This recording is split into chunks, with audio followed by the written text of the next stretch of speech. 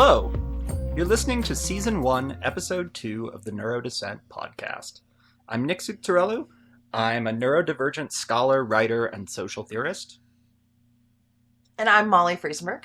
I am a nonprofit professional working in youth development and social justice, and I happen to be married to this guy.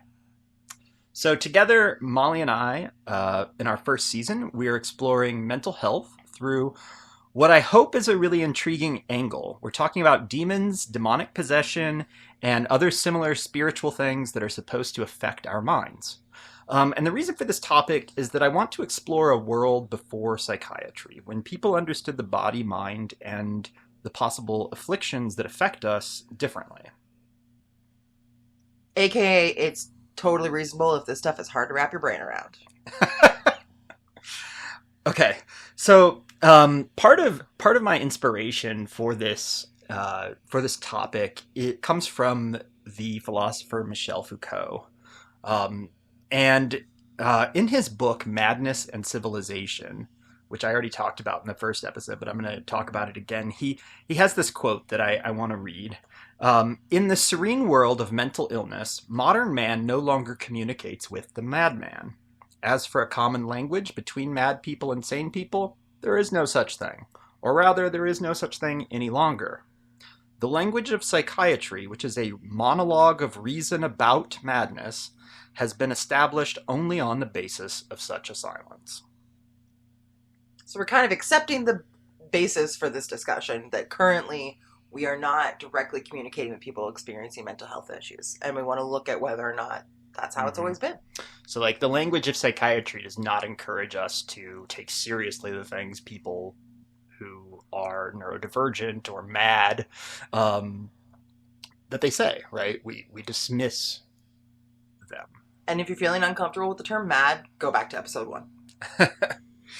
So the idea here is that if we go back in time, like Foucault suggests, and like he does in his work too, we should be able to find a discarded way of communicating between mad people and others. And it's not necessarily going to be a perfect form of communication, as we've already seen, but the point is... What? Humans aren't perfectly communicating? Yeah, right.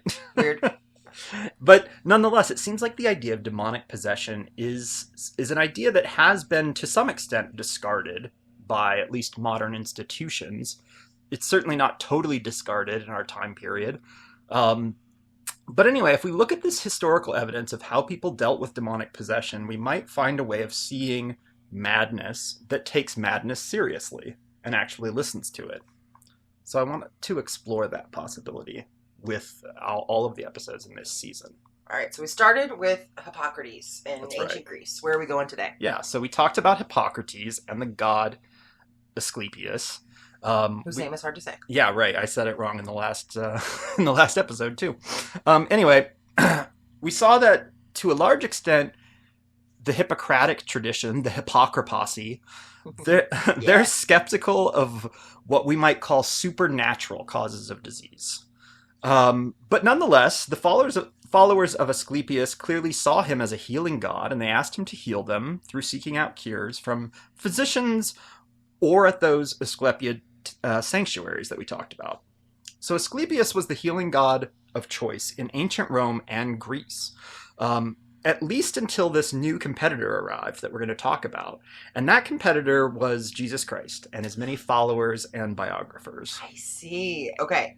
So really no big competition until Jesus comes along. Everyone's still rocking and rolling with the Hippocrates and Asclepiad temples. Yeah, I mean, I think the point I want to stress here is that the cult of Asclepius and those temples are still around, and they are perhaps the top healing gods in the Roman sphere. Got it. Okay. And like the temples, like people are still going, getting their opiates, getting their surgery. Yep, exactly. All right, that's what's happening. So, how do you feel about talking about Jesus Christ? What do you know about him?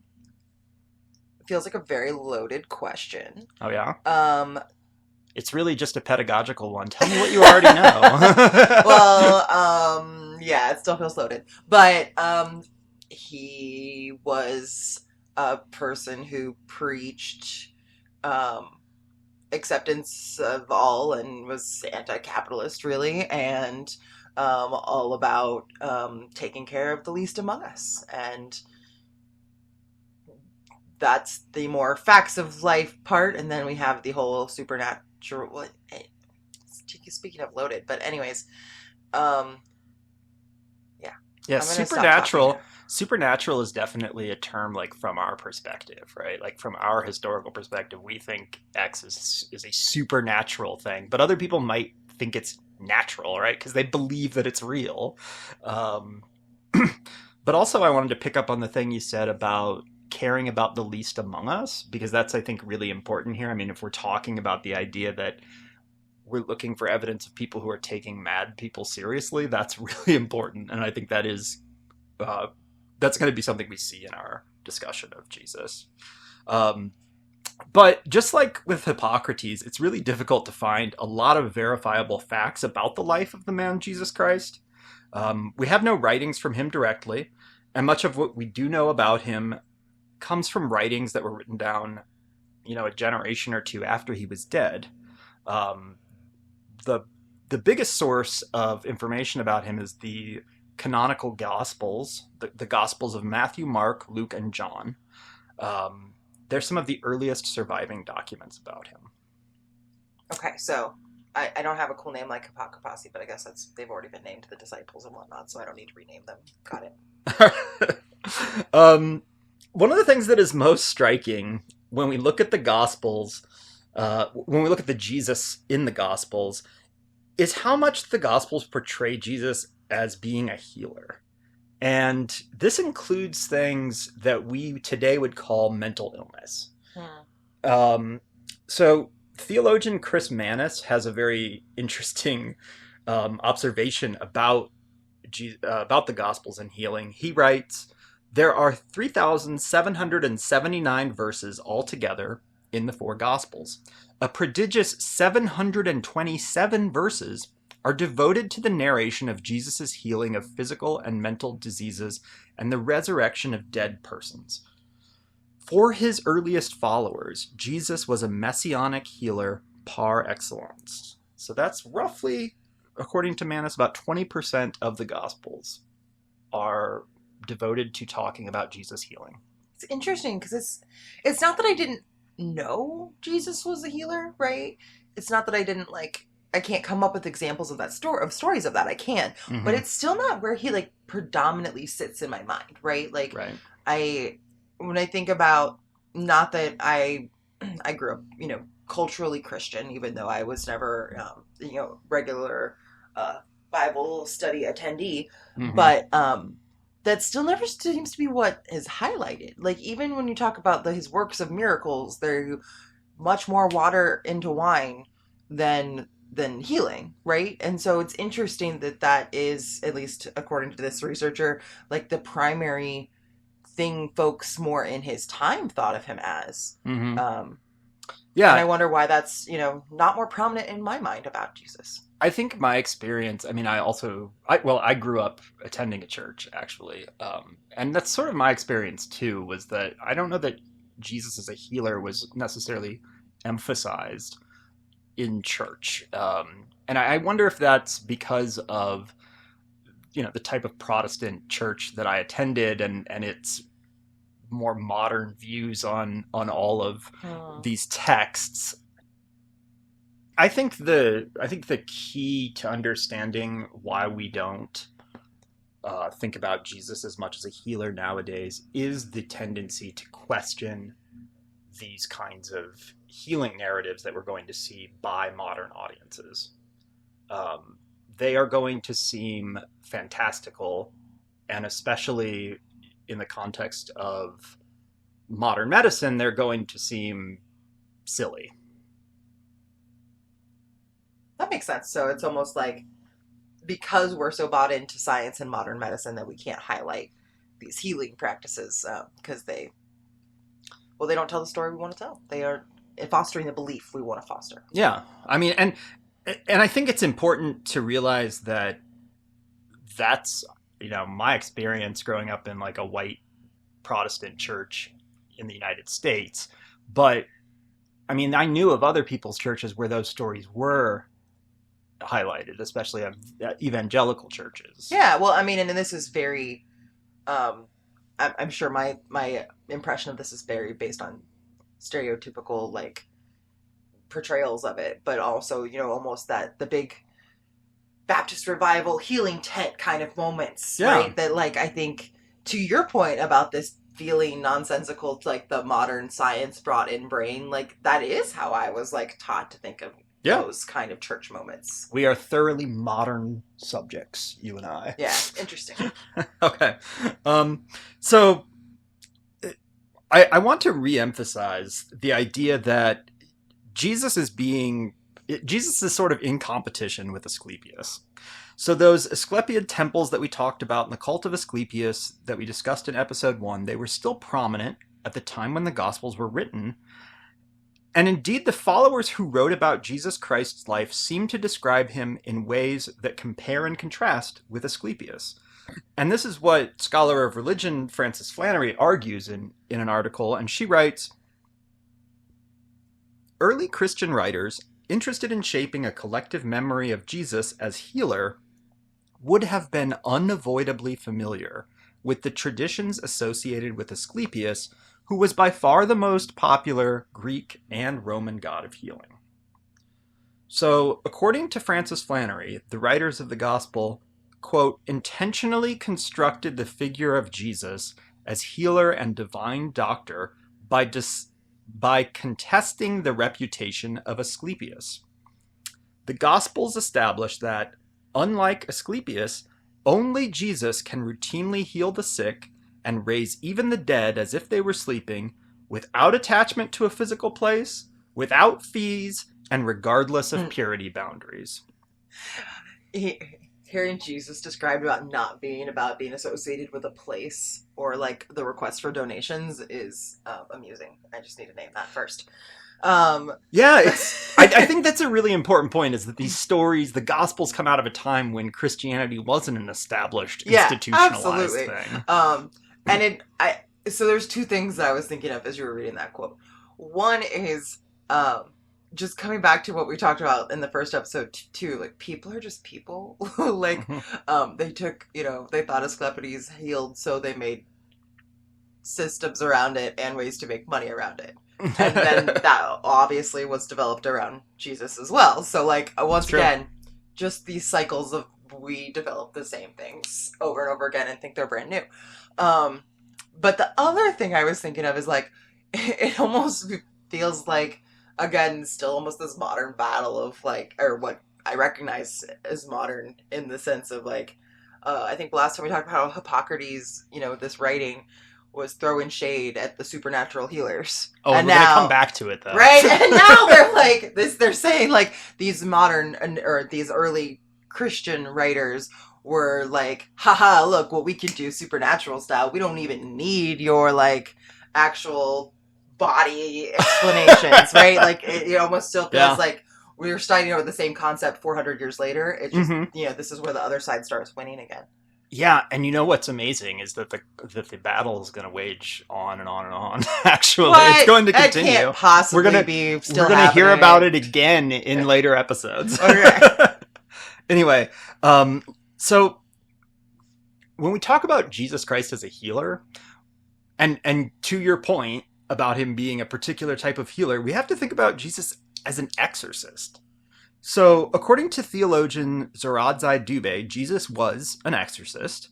And here is how he describes Jesus' healing in comparison to Hippocrates.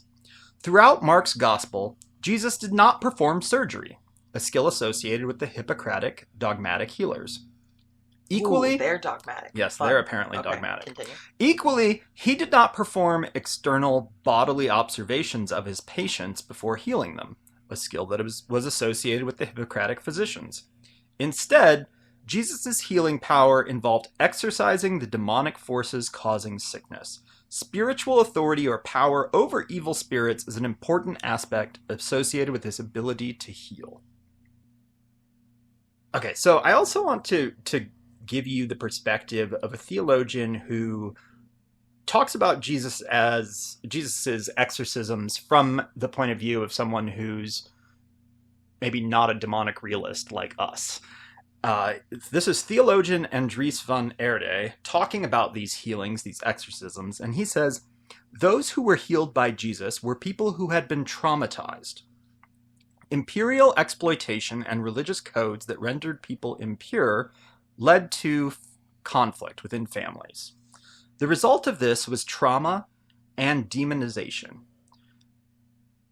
which is ascribing adversity to external forces called demons. So for Van Erde, their demons are basically metaphorical.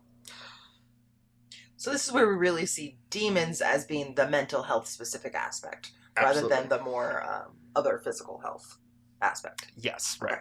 So Van Erde is definitely emphasizing demons as trauma. Mm-hmm. So he continues on writing, people lost their land, their subsistence. If they succumbed to disease, they were cast out of households and communities. And so in that context, healing of trauma and exorcism of demons were two sides of the same coin. Jesus, the revolutionary healer, was an exorcist. And in some ways, I mean, we were saying some of the same things about Hippocrates in the sense that he was thinking about the social harm of folks who had something like epilepsy. Yeah. But this is kind of taking it even further, right? That's not taking what we can name as very biological, like physical disease, but like any kind of trauma too, of like being kicked out of your community and things of that nature. I mean, I think that the stories that we get of Jesus best highlight this kind of community level healing that is, I think, important in mental health, and that is ignored, I think, in modern day psychiatry to a large extent, which focuses on the pathologies of the individual and not how they're interacting with their community. Right. Which makes a lot of sense, you know, even when in my initial, like, what do you know about Jesus, is it was, you know, carrying him out the least among us, right? So this very much fits in line with what we do know about Jesus, even if the actual exorcism part is downplayed, which I get because in my modern brain, I hear exorcism and I think horror movie, not mental health practitioner. Yeah. All right. So let's think about, or I want to look closely now at the Gospel of Mark, which is one of the Gospels. It's the earliest written one. It's an account of Jesus Christ's life, from his birth to his death. And it was written decades after he actually died. And it was written by a man named John Mark. John Mark was associated with Peter. Peter was one of Jesus's closest disciples. So this is perhaps how this ends up having some potential historic accuracy to it. Theologian Michael R. Licona has published an article in which he argues that we can think of the Gospel as Mark as just about as reliable as the other texts that we have from this time that we consider historical. And so most notably, he emphasizes that Mark had a very high quality historical source in Peter. Licona writes, the case for Mark containing Peter's eyewitness testimony is quite strong. Not only was Mark in a good position to receive accurate reports of Jesus, Jesus' teachings would have been quite easily recalled by his disciples, even decades later. Jesus was a traveling teacher who may have had no more than a dozen or so sermons, some of which he taught countless times. He sent his disciples out to teach what they heard him say. What they had heard Jesus teach, they now taught themselves countless times. They went out in twos, providing the opportunity for one to correct the other when the integrity of Jesus' teachings had been compromised. And they returned and heard Jesus teach even more. After his post-resurrection departure, they continued teaching for decades. So what we are getting here then is certainly a particular account written decades after, but it's also part of a longer oral tradition. So for anyone whose eyes glaze over a little bit when you go into long quotes, that was basically just in defense of why we want to use Mark as our resource here and why it is probably as good as we could get as close to the happenings of the time. Mm-hmm. Okay. So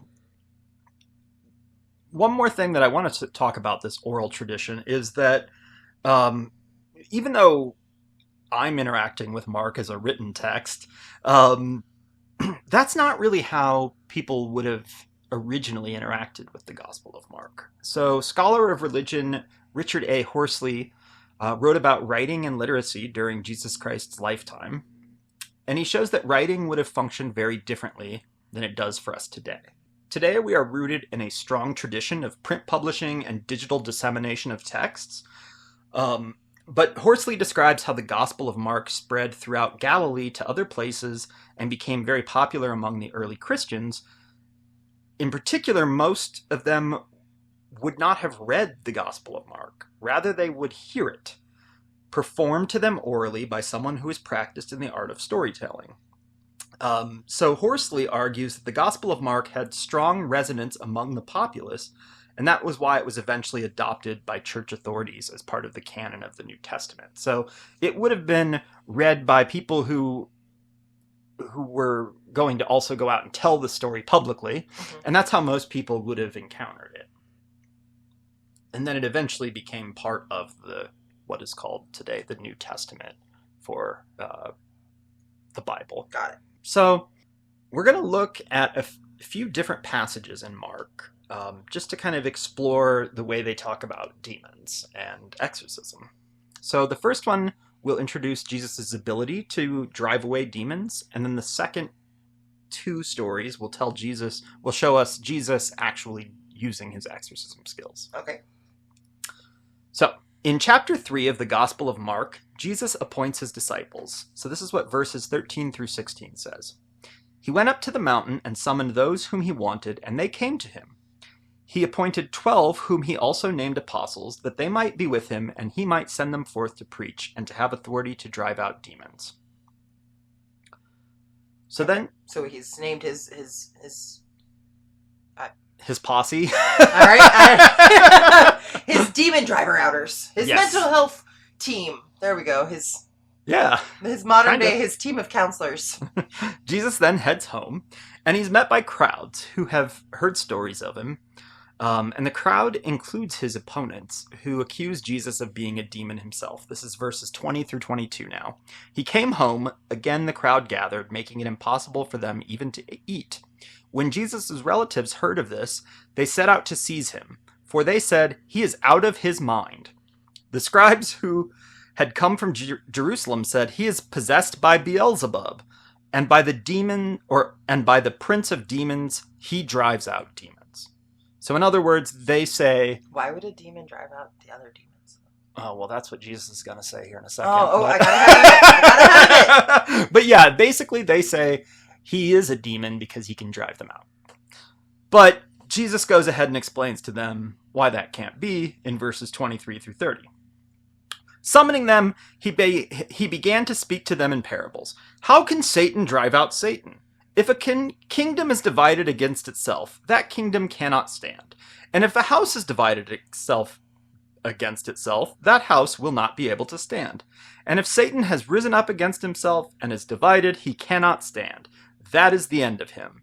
But no one can enter a strong man's house to plunder his property unless he first ties up the strong man. Then he can plunder his house. Amen, I say to you, all sins and all blasphemies that people utter will be forgiven them, but whoever blasphemes against the Holy Spirit will never have forgiveness, but is guilty of an everlasting sin. For they had said he has an unclean spirit. So basically this is the, darkness can't drive out darkness, only light can do that kind of version.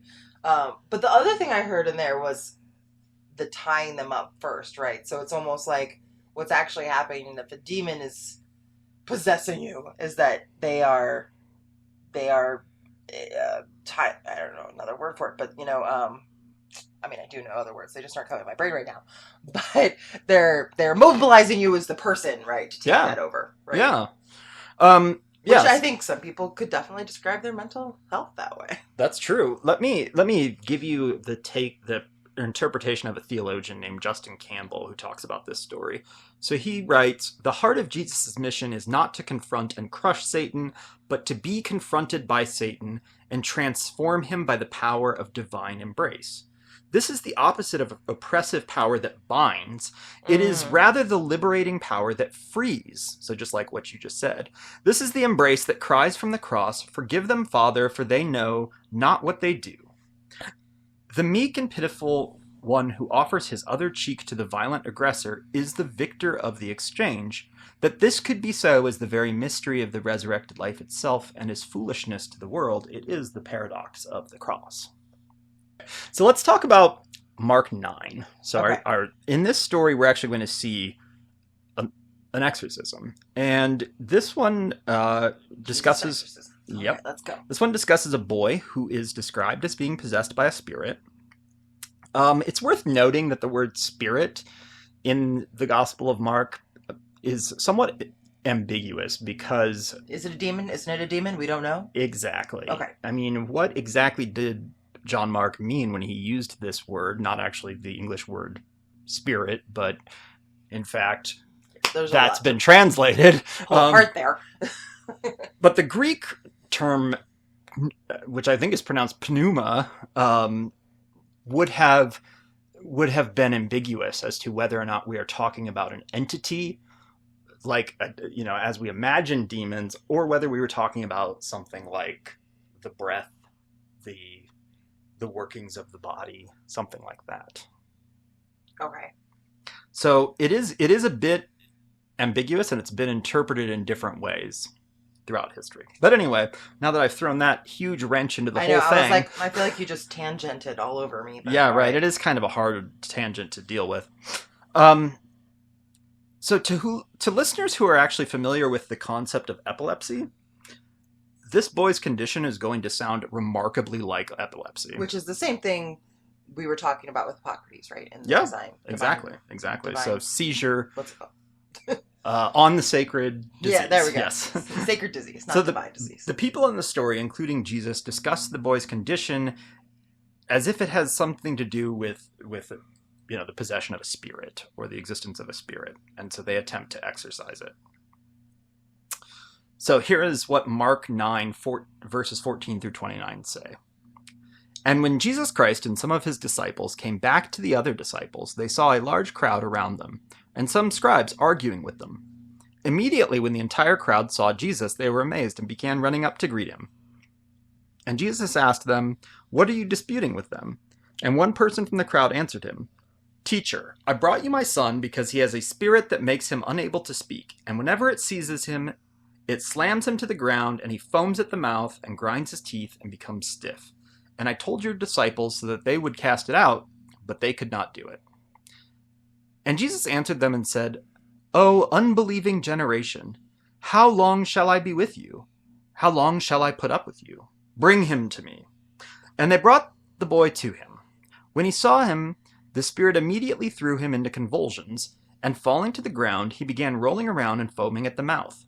And Jesus asked his father, "How long has this been happening to him?" And he said, "From childhood. It has often thrown him both into the fire and into the water to kill him. But if you can do anything, take pity on us and help us." But Jesus said to him, "If you can, all things are possible for the one who believes." Immediately the boy's father cried out and said, "I do believe. Help my unbelief."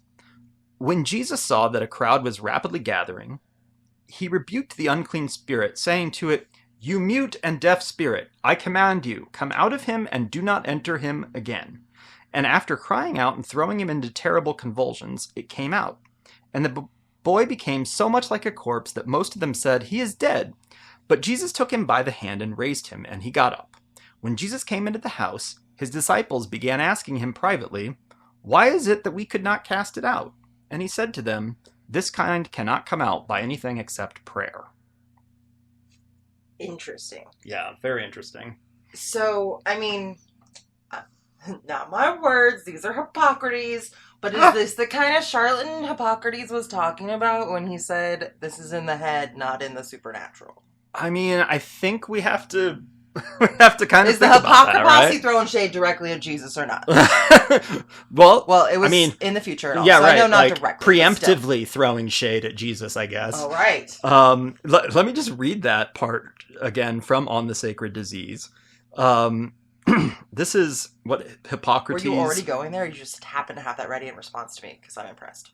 You are just reading my mind. Yes. I had it ready to go, and now I'm going to read it off for you. So, one of the Hippocrates wrote They who first referred this malady to the gods appear to me to have been just such persons as the conjurers, purificators, mountebanks, and charlatans now are, who give themselves out for being excessively religious and as knowing more than other people. Such persons then, using the divinity as a pretext and screen of their own ability to afford any assistance, have given out that the disease is sacred. So I don't think Hippocrates is saying exactly the same thing, in that Jesus isn't really saying that the gods caused this, although possibly demons are gods within Greek tradition. Yeah. Well, I mean, you also have the, like, it's all about belief. So you didn't believe hard enough? Yeah, that's the part that I think is, for me, kind of concerning, right? That, like, we're setting up this dynamic where if somebody isn't cured of epilepsy, then are they to blame for not having believed enough in Jesus? To me, it's the same that what you were just saying about the blame the gods, right? Like, it still is about blaming somebody if it doesn't if it doesn't make it go away. Right. Yeah. I mean, you said magically, but like, I know, honestly, that's kind of an accurate. You did take it back, but I kind of want to say, like, that is kind of what we're talking about, right? Yeah. Is at least from our perspective something that we would call magic.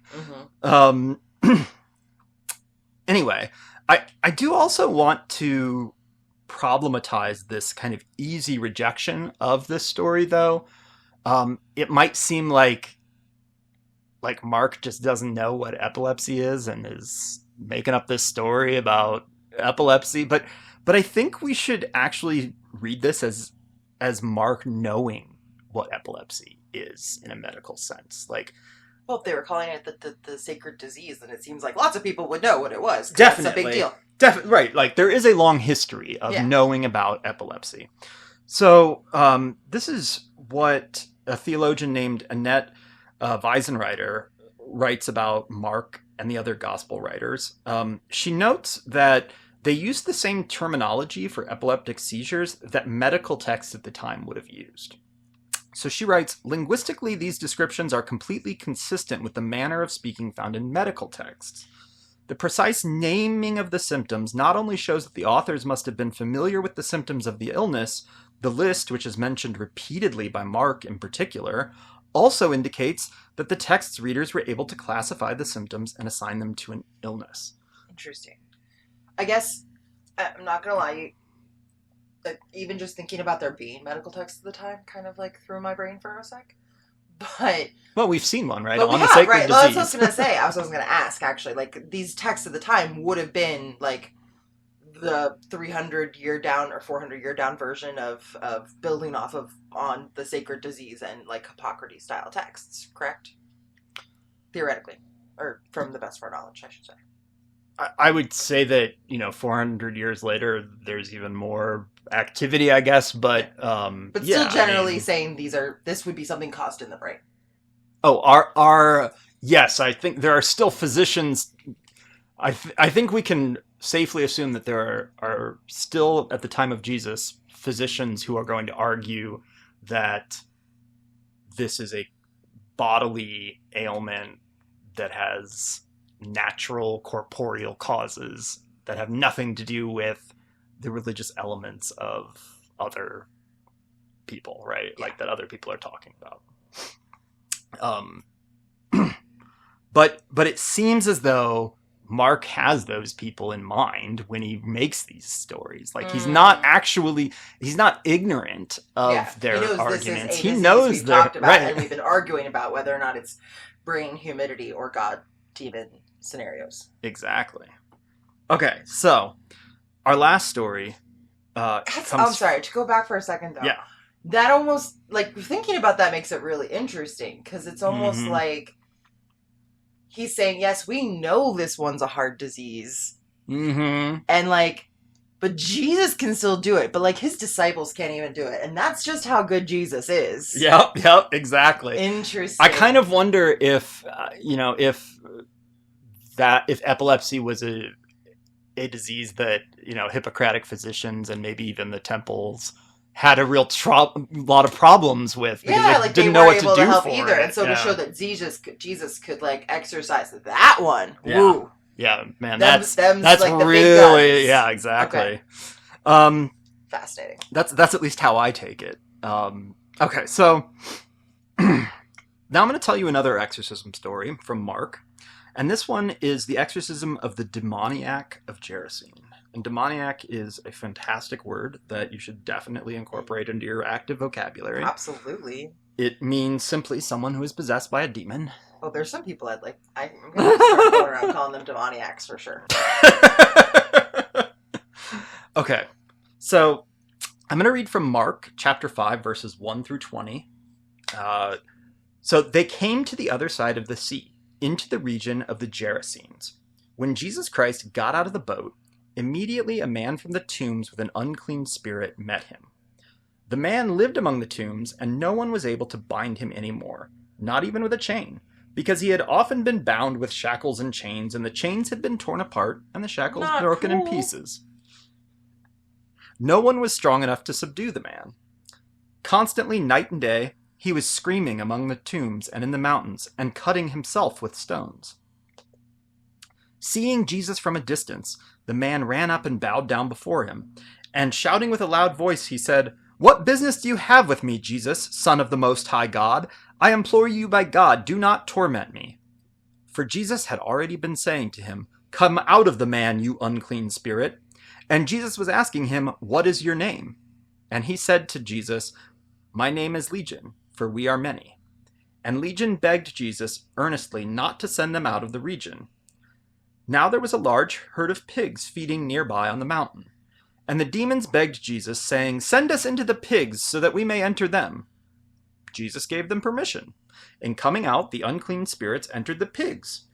And the herd rushed down the steep bank into the sea, about 2,000 of them, and they were drowned in the sea. Their herdsmen ran away and reported it in the city and in the countryside, and the people came to see what it was that had happened.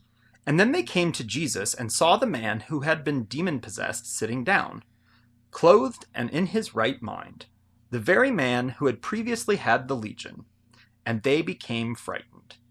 Those who had seen it described to them how it had happened to the demon-possessed man and all about the pigs, and they began to beg Jesus to leave their region. And as Jesus was getting into the boat, the man who had been demon-possessed was begging him that he might accompany him. And Jesus did not let him, but he said to him, "Go home to your people, and report to them what great things the Lord has done for you, and how he has had mercy on you." And he went away and began to proclaim what great things Jesus had done for him, and everyone was amazed. Okay, there's a lot in there. So the first thing I noticed is, like, in the first story of exorcism, like, this is already someone who came for help, right? And he was already talking to the disciples. So it sounds like there was a kerfuffle, but, like, it wasn't an already really, like, bad situation that he came upon, right? Like, even if it was, like, a to-do. But in this one, like, this sounds like a person that has been, like, just horribly treated. Like, I mean, I'm sure they would have said it was, like, safety and whatnot, but, like, I mean, that description of being chained in the tombs, like, woo, that is rough. Right, yeah. The townspeople are clearly aware, have clearly marked that man as mad, right? Yeah, and, like, we didn't just say, like, go away. We were like, you must be chained in a cemetery. That's intense. So, actually, that's a really interesting thing. Let me tell you what theologian Justin Campbell says about this story. We heard it from him earlier in this episode. But Campbell writes, "The forces of darkness and the strong man Satan must be bound and subdued before the healing work can be done. This is arguably what the townspeople of Gerasa attempt but fail to do by binding and shackling, and what Jesus is able to do by virtue of the divine power he wields." So this gets back to the darkness can't drive out darkness kind of thing, right? Absolutely. So treating this person terribly is never going to be what helps solve this for him. This is really interesting because obviously I see that, right? I can also see from these townspeople's perspective is like, and you killed all our pigs. Which is like their livelihood and their Yeah, absolutely. I think it's also a story of like, who are we saving? Because I'm also kind of like, oh, did you also starve a bunch of people with the lack of pigs? I don't know. It's a great question.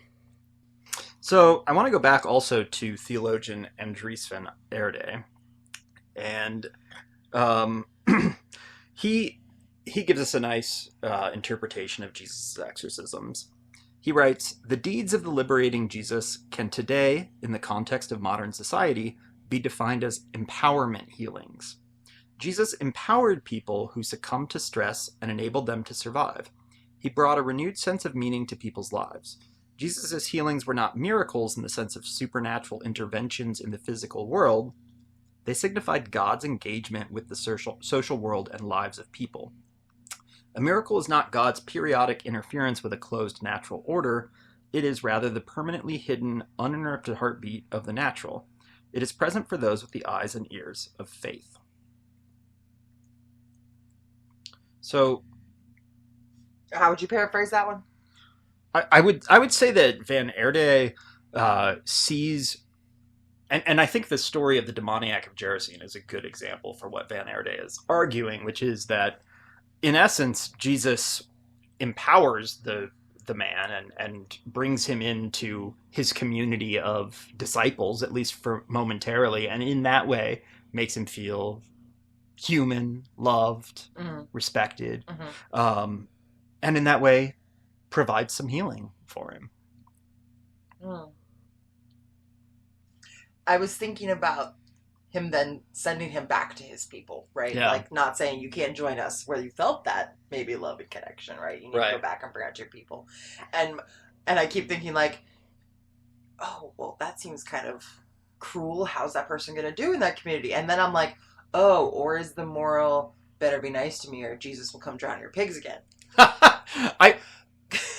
I don't take it that way. I take it as perhaps a bit of a naive thing, right? In the sense that, like, maybe what actually happens after the story goes is that they return right back to the cycle of violence. But I think we're supposed to assume that he goes back and that is the way that the community heals, right? That he stays within the community. He now teaches them about the acceptance that Jesus showed him. And that acceptance transforms the community itself. Yeah. And thinking of a community that's willing to chain someone up in the tombs because they think they're mad, like, we're really saying that that whole community does need help and thinking about how to approach and support and include people differently. Yeah. And I mean, this is, like, now to go back to Foucault and wrap this discussion up, I think this is, the demoniac of Gerasene is a really great story for Foucault's point, in that I think we can really see this story and say that Jesus did seem to go and try to listen to mad people, to people who other people dismissed and rejected, and that in doing so he may have actually provided some healing, and that may have been a very important thing for him to do for that man, which might suggest that Foucault has kind of a point. Yeah, it's interesting. Again, like, I think it just gets back to this idea of, like, what's the individual and what's the community role in, like, this practice of mental health. So I think we, in thinking about whether, we accept what Foucault is saying, we have to acknowledge that that even before the rise of psychiatry, there's still forces of humanity, forces of society that are out there dismissing and excluding people who are deemed mad. Psychiatry isn't the first to do that. Yeah, and so, this is easily thinking of, like, this as the equivalent of sending them off to the sanitarium, like, to get their shock therapy, chain them in the tombs. Right. Kind of idea of, mental health care.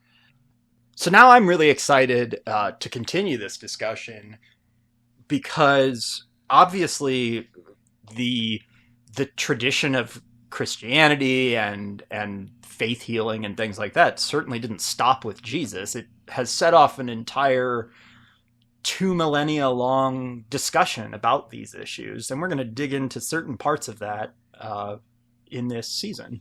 It's interesting how pieces, like when I think about modern religion, Mm-hmm. right? There are a lot You mean of... modern Christianity? Yes, thank you. Thank Okay. you. When I think about modern Christianity, there are a lot of those practices, like on both sides, that I can still see, which is what's so interesting. Because, Yeah. like, I do think of and have seen a lot of, like, ostracization, right, from the church for things that could have been mental illness, but also behavior, all the things. Like, I feel like I have a strong feeling of that as a difficult, like, well, as a cruel tool that has often been used in the church. And I also see many people who get their communities from the church, right? Who Many have people that... whose mental health is absolutely tied directly to their participation in a religious community. Right. And, like, the idea that that's where, you know, that's who's bringing you meals if something happens, you know, in your family. And that's where you can open up. I mean, for so long, talking to someone in religion, I think, is the closest to therapy a lot of people ever got. Sure. And still do get today. And so it's really interesting that I see that as a tool for both sides of what's happening in this story, right? The people who kick them out and the people who are inclusive and provide that community that helps support mental health. Yep, I think both. I think just like perhaps we have a love-hate relationship with psychiatry today, apparently we could have had a love-hate relationship with an exorcist. Can't wait to hear about where we go exercising more demons from here. We're going to talk about more exorcism, and we're going to continue to talk about the Christian tradition of exorcism and healing when we talk next time about Saint Jerome, who lived about 300 years after Jesus and played a major role in the early Christian church. All right, sounds interesting. All right. Watch out for demons, y'all. Watch out for demoniacs, too. Oh, yeah. All right. Before we end this episode, I want to let our listeners know that if they go to nsubtirelu.com or Google neurodissent, they can find a list of all of the resources that we use in this podcast. We use open access scholarship so that you can actually read any of the sources that we talk about in this episode. If you go there, you can also subscribe to the podcast and find other materials. So hope you'll check that out. And until next time.